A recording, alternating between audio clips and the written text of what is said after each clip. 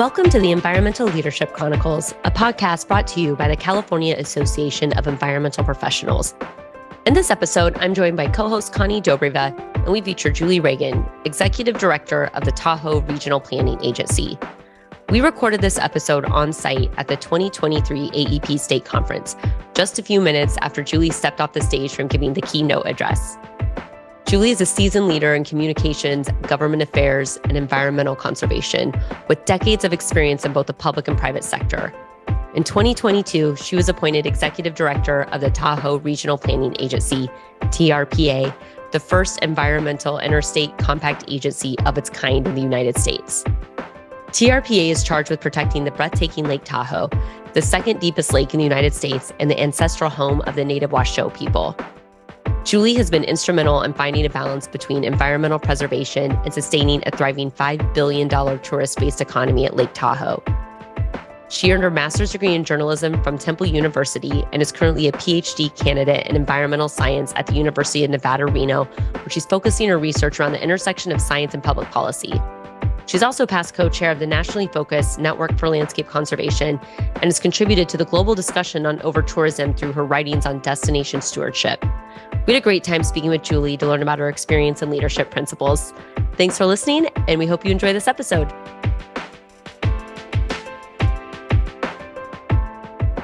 Hi, I'm Jessa. My pronouns are she, her.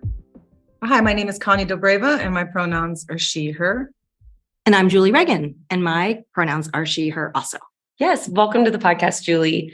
Julie is with the Tahoe Regional Planning Agency. Thank you so much for joining us. And we're especially grateful for you joining because you just literally walked off the stage after your keynote address to the AEP State Conference to a room packed of 500 people eating lunch. Amazing. So thank you for continuing on with us. Absolutely. My pleasure. So our first question always is, how are you connected to AEP? Sure. Well, the Tahoe Regional Planning Agency is a planning agency, and I've been familiar with AEP for many, many years. So we have lots of interaction with environmental consultants in our Tahoe Basin work. And I've been to your conferences before, and we're almost both around the same age of 50 years. We're 53 years old, and I know that AEP is turning 50. So we are kindred spirits, yes. And I know you have such a fine organization. So glad to be a part of it. Yay! Yeah, of course. The talk was wonderful. So for those who missed out, they'll have to come to future conferences and ask you in person or track you down. But it was great. It was really interesting to learn about Tahoe and all the planning that goes into it. And it's such an interesting, and beautiful region. And the passion that you have for it, really came through. That was actually what my takeaway for that was wow, she's so involved and invested in this community and the health of it. So thank you. I just really enjoyed that. Well, it's real. I'm glad to know that it came through. Thank you very much. Yes, for sure. And so can you tell us a little bit more about your work with the agency, and then if you flow into it more, how you came to a career in the environmental profession and just, that short 53-year backstory? You got it in a minute or less, right? Yeah, sure. Happy to do it.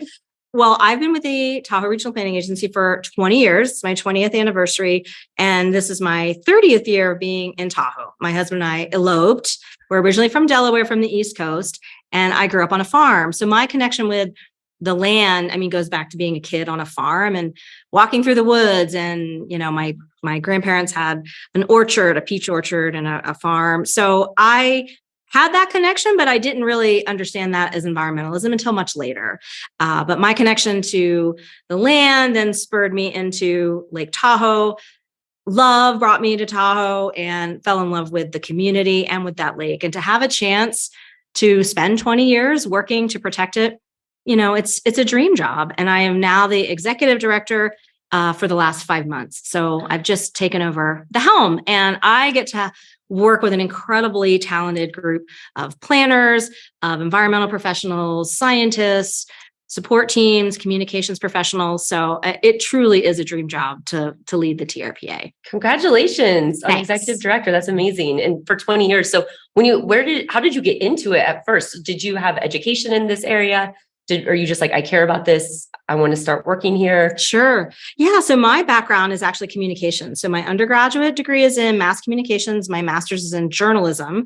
And my first job out of college was with the local power company on the Delmarva Peninsula, Delaware, Maryland, Virginia, Delmarva Power. And that is really where the environmental issue really took root for me. We, as a power company, we had coal-fired plants, and I learned, energy and how that works. And I remember asking my boss, well, how come we don't do solar? And he explained to me kilowatt hours and what they cost and what coal costs versus solar. And at the time, it was so much more expensive.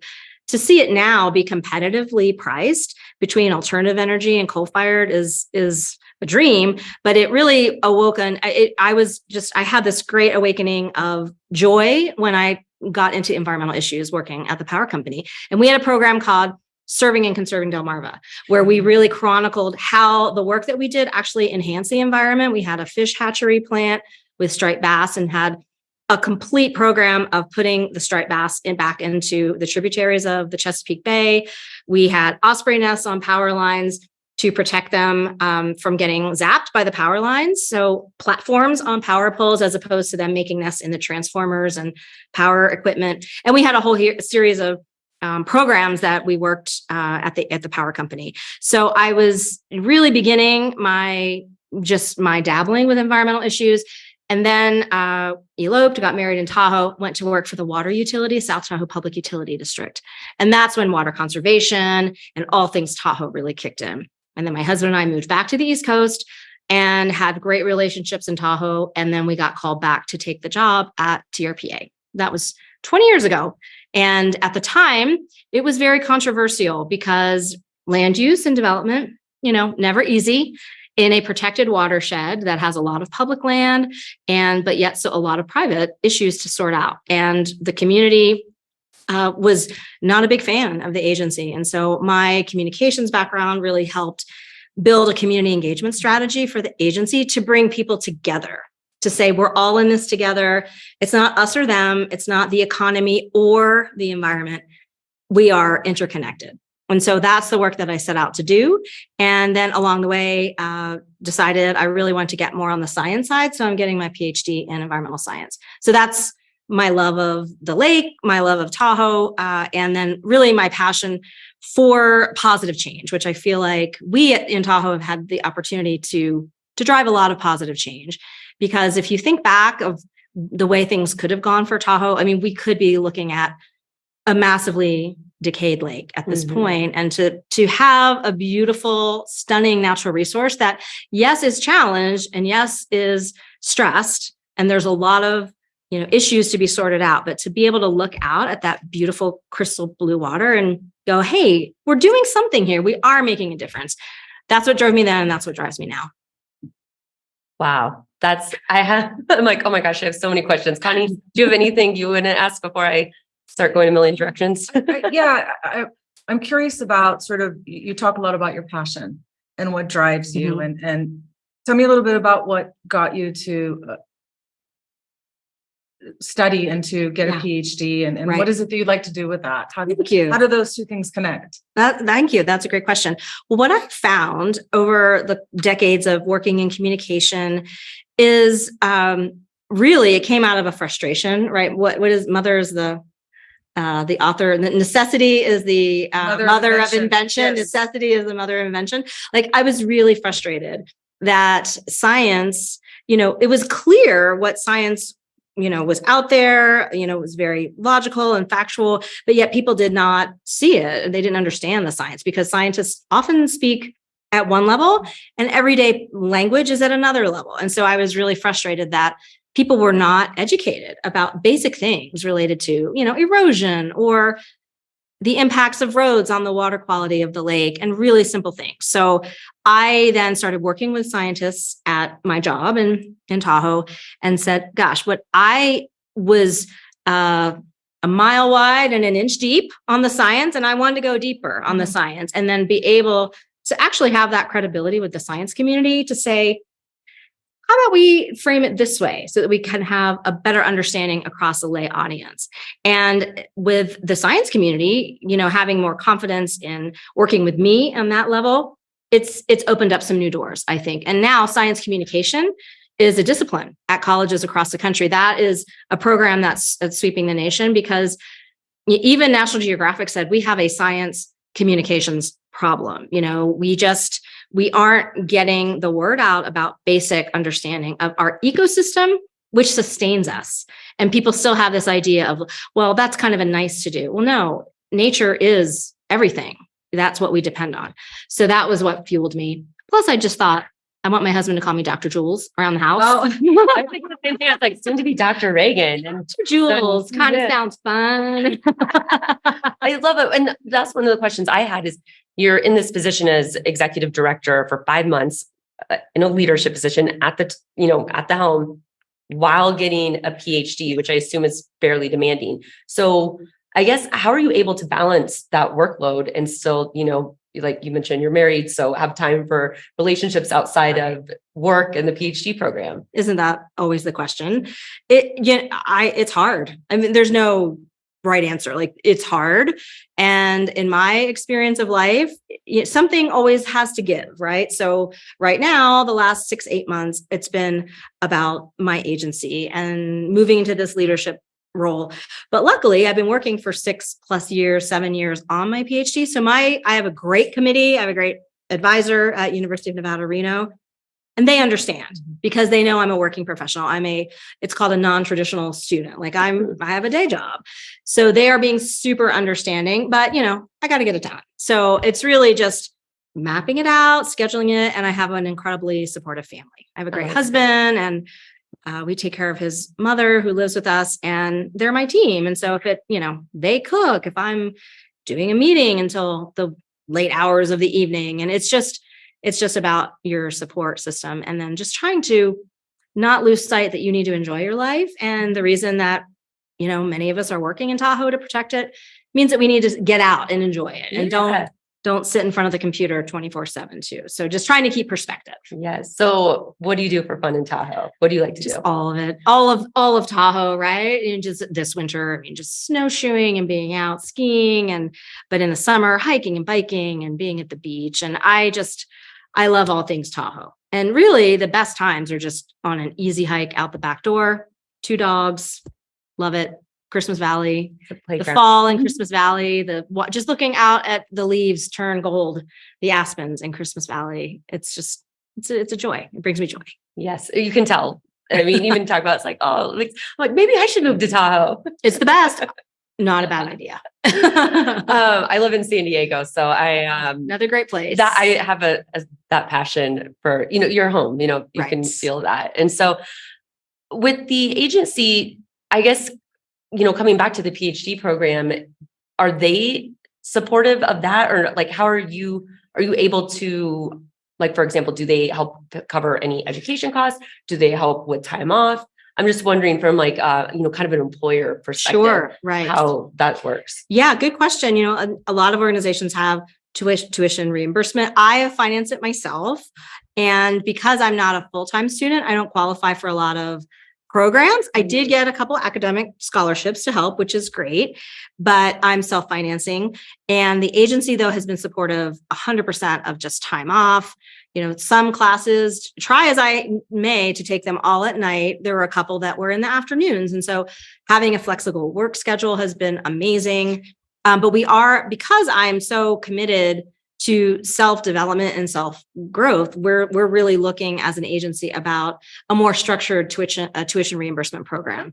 And so we're working on that with a committee of our staff right now. Oh, that's great. Yeah, because I think it's important. I've grown so much from this experience, and I didn't really set out to do it to get another job. It was just really to grow in my own knowledge of the science underneath what I was doing. But then certainly in getting this job, it didn't hurt that I had that extra credential as a doctoral candidate, not yet, but getting there. That Dr. Jules is in my future. So I think it's important for employers in this day and age who we have a really hard time retaining talent, recruiting talent. People have a lot of options. And for us, you not only have to be a good planner, you have to know the Tahoe. The very nuanced program within Tahoe is complicated. So it's even harder for us to recruit folks. And we have a high cost of living not only in Tahoe, but just in the region. Yeah. So I'm very much looking at policies that will be aimed at retention of our talent, because we have an amazing talent pool. We have an amazing staff. So, but that's how I worked on it. But yeah, I've I've had to get creative with financing this PhD. It's not been cheap. Well, congratulations. And you bring up an interesting question for me, which is, as a leader, you talked about, I think retention is a beautiful point of why continuing education is so important in the field. What else, though, as a leader? What are some of the things you mentioned that you learned, some things that maybe you were surprised about? What should leaders in our industry know of why they should support their staff in continuing education? Sure.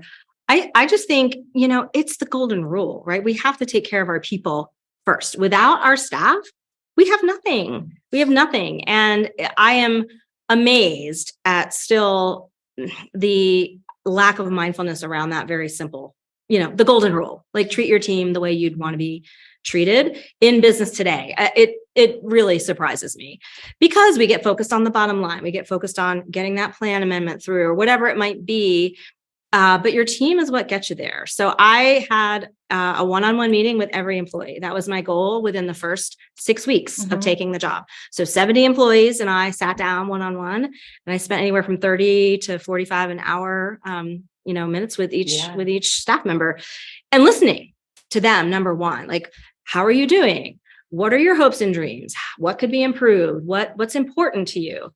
And it's not that complicated. Like what we've started doing we have a hybrid workplace. So we have some in office, some remote, but we're doing monthly potlucks at our staff meetings. So each team is sponsoring a breakfast and it's recipes from their families, and they bring a little write-up about how special that recipe is. And we're going to make a cookbook at the end of the year. So just very simple things, but I think just recognizing people's individual talents, contributions, and having that social environment that really values teamwork. That's what I'm trying to put in. And also working out. 10 years ago, we did one of those Tough Mudder events. Oh, wow. It was crazy hard. And we trained together as a team. There were like a dozen of us for about 6-8 months. And it was one of the best things I have done in my 20 years at TRPA. So we're going to try to get together some workouts, bring somebody in for yoga on Wednesdays. But I just think honoring all the individual contributions, getting cross-functional teams going, because what I've struggled with in any place I've worked, particularly, in the last couple decades in this job, is that people just get in their departments and they just go. And you've got to mix people up to harness creativity that's like left on the table. Because I'm finding a lot of creativity that we can plug into other projects that maybe, person X over here doesn't know what this team is doing. But if we could mix up some cross-functional teams, we could unleash some creativity. So, and that's complicated because people have to get their work done. I work with a company and we recently implemented a mentorship program. I named it peer pollinators. Cool, it's like so you can cross-pollinate Love it. information across departments. And so I totally hear you on time. Like there's only so much time. And so, we're like the guidelines were like meet for a half an hour every other week. And when you have questions about something like, it could be internal to the organization, or if you're working on a certain project and you want to learn more about a different department or different skill set, you can cross-pollinate. And it's been really helpful, I think, and for this company in a number of ways. One is, it's the cross-training basically of information, and then also belonging, which we talked about yesterday at the AEP conference. And one of the DEI sessions is like, there's DEI and belonging. It's like not just enough to check those boxes. And so if you have kind of a buddy, like a built-in buddy, I think that helps, especially with new hires. Absolutely. And having a structure too, because what we tried a buddy program for new staff a couple of years ago, and that was good, but then it kind of fades, so you have to have a structure of work of how that evolves over time. So we're working on it. It's always a work in progress, but the thing about our team, like people love Tahoe. They love the outdoors. So doing hikes together, doing bikes, doing an adopt a beach and cleaning up litter on the beach. So trying to do more of those things, doing a sugar pine planting saplings together. Oh, fun. Belonging. Yeah. More of that. But that's what I'm really committed to working on. And I mean, that's the job of the leader, right? To create those spaces where people can cross-pollinate. I think about too, when you asked that question, Connie, there's this, I'm sure you guys have seen it, this meme where it says, oh, what if we train our people and they leave? And it's like, well, what if we don't and they stay? Right. I can't tell you how many times I've had that conversation with other leaders, and that is not the right way. That's the backwards way to look at it. So you hit it right. Sorry, go ahead. What is your mantra as a leader? What are your core values in terms of what you want to bring and show as a leader now at the helm of your organization? Oh, thanks. That's a great question. Well, a lot of things, but I mean, overall, having a positive work environment, like having the fire in the belly to come to work, fired up, ready to go, and to enjoy doing the work that you're doing, and to have a system in place where you're measuring success. Because the other thing I've been hearing from our team, we're always in that crucible. We're in that fishbowl of public opinion. People get burned out. And then sometimes it takes years and years to like get through a big project. So trying to set up a system of more measured interim targets so that people have a sense of accomplishment. But overall, I think just have a positive work environment, enjoy what we're doing, do it with integrity, and give back. Like the job is taking care of Tahoe for today, but also making sure that those who come after us have the same beautiful experience that we have today. I mean, it's actually a big responsibility. I serve on a national board, the Network for Landscape Conservation, and one of my colleagues from the Nature Conservancy said, Julie, this is a consequential job. And I'm like, it is a consequential job, Bob. It is. And I really approached it that way. But at the same time, people need to have fun. People need, I love the fact that you have musicians in AEP and they had a jam session. Like people need to have fun, enjoy. Yeah, enjoy.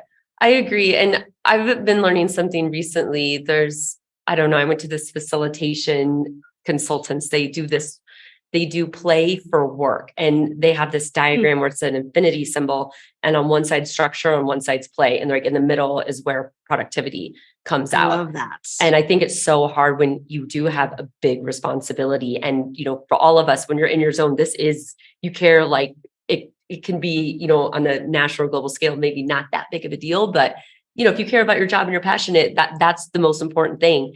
And then you like zone out and leave and make time for play and, these team building events and planting trees and Tough Mudders. It's like, you can just walk away for a little bit and get to enjoy, like you said, get to enjoy yourself. Right. Like if we're doing all this work, what's the point if you don't get to enjoy it? Exactly. No, you have to. And that is, all the research is coming out that you have to have that balance. You can't just sit in front of the screen 24/7. Like you're just not going to be productive. The brain needs all those different stimuli to make you a good person. So and to be more effective overall. So I'm about working smarter. I think the old school of management was like people in the office and at their desks, and well, that's great. But if we could get as much work done or more and mix it up a little, we're a dog friendly office. That's one thing that I'm continuing that we already were.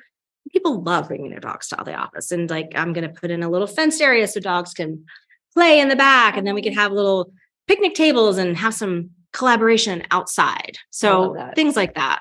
I think there's 3 dogs for every person at Tahoe in the region, roughly. Wow. There's a lot of dogs. And what was the mantra you mentioned at lunch? If you want to go fast, go alone. If you want to go far, go together. And that is my epic collaboration.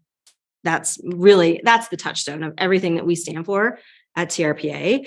Is to collaborate together. Okay. So if you want to go fast, go alone. If you want to go far, go together. Thank you for asking. That's a great mantra. I love that. I missed that. So, I'm glad you repeated it. Thank you. Yeah. And what advice do you have for professionals who are earlier in their career, or maybe even students who haven't yet started, about how they can be with an agency for 20 years and work their way up to executive director? Sure. Number one, be a good writer. Master's in journalism. I am a stickler. I have a mug on my desk. It's the typo jar, little mug.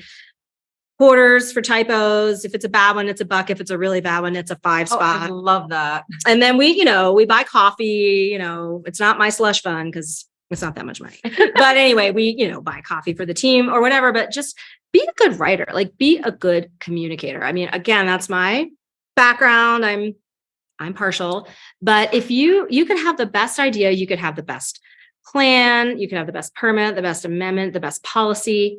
if you cannot explain it to people and, put your point of view in a way that people can understand it, it's not going anywhere. Particularly if you're dealing with elected officials who are serving on 25 boards and they have a day job and they have a busy life. You might have a couple minutes to get them to understand what kind of policy you're putting before them. So be a good writer, be a good communicator, and do the work.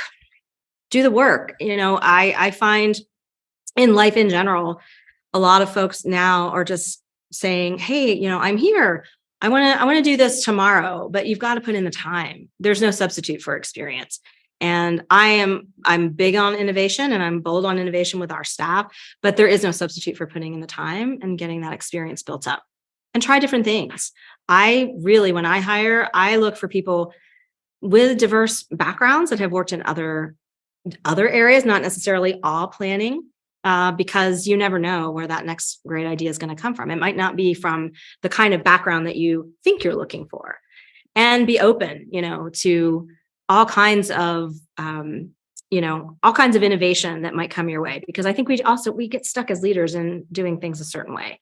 So those are just a couple ideas. Yes, that's great. That's great advice. And I think about the writing, especially, is that a lot of writers I've seen who are earlier in their career, almost they want to show how much they know with a lot of words and jargon and technical language.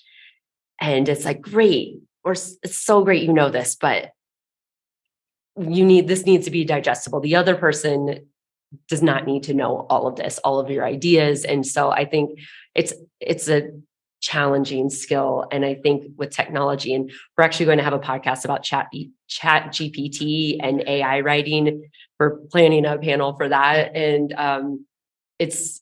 I just don't see that skill set going away anytime soon, even with AI making it easier.